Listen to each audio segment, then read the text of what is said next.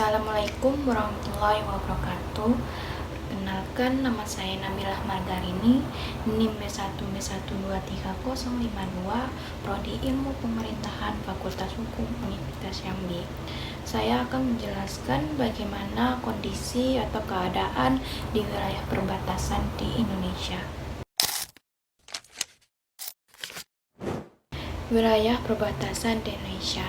Wilayah perbatasan ini adalah daerah yang terletak di garis batas antara suatu negara dengan negara lain, baik di darat, laut, maupun udara. Indonesia memiliki wilayah perbatasan yang banyak. Yang saya ketahui ada 10 negara, baik di darat maupun di laut. Yang di darat berbatasan dengan Malaysia, Papua Nugini, Timor Leste. Yang di laut ada India, Thailand, Singapura, Vietnam, Filipina, atau Australia. Terus wilayah perbatasan memiliki peran penting sebagai gerbang keluar masuk orang, barang, dan informasi antar negara, serta menjadi simbol kedaulatan suatu bangsa. Namun banyak daerah perbatasan di Indonesia yang masih tertinggal karena terletak jauh dari pusat pemerintah dan sulit dijangkau. Pemerintah telah berupaya membangun pos lintas batas negara atau PLBN yang modern untuk meningkatkan keamanan dan memperkuat identitas bangsa. Meskipun begitu, pembangunan belum merata karena keterbatasan anggaran. Saya memberikan contoh di daerah Nunukan di perbatasan Indonesia-Malaysia yang terletak di Provinsi Kalimantan Utara. Yang mana di daerah Nunukan ini infrastruktur yang terbatas. Banyak wilayah Nunukan, terutama di pedalaman dan pulau-pulau kecil, masih sulit dijangkau karena jalan dan transportasi yang belum memadai.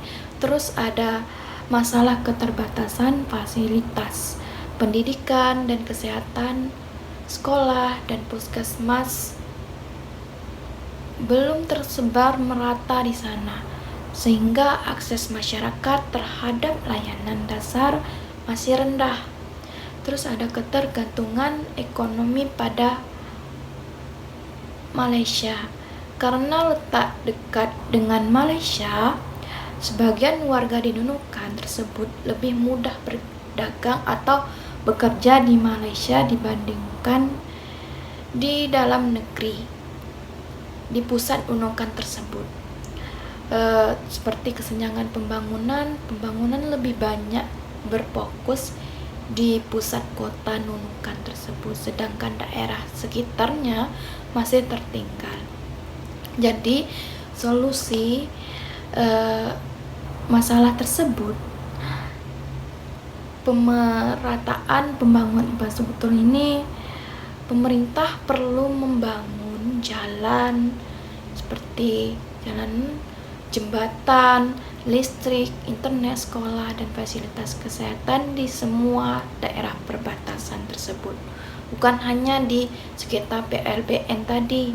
Dengan infrastruktur yang baik, masyarakat bisa lebih mudah beraktivitas dan ekonomi bisa tumbuh. Terus solusi yang kedua ada pemberdayaan ekonomi masyarakat lokal, yang mana warga perbatasan perlu didukung dengan pelatihan keterampilan, bantuan perdagangan lintas batas yang legal agar mereka memiliki penghasilan tetap dan mandiri. Jadi agar wilayah perbatasan tidak tertinggal, maka harus pembangunan dilakukan secara merata, keberlanjutan dan berpihak pada masyarakat lokal. Pemerintah, masyarakat, dan semua pihak perlu bekerja sama agar perbatasan tidak hanya menjadi batas negara, tetapi juga berada depan wilayah yang maju dan kebanggaan kita. Baik, terima kasih. Sekian video singkat saya. Jangan lupa like, comment, and share. Dadah!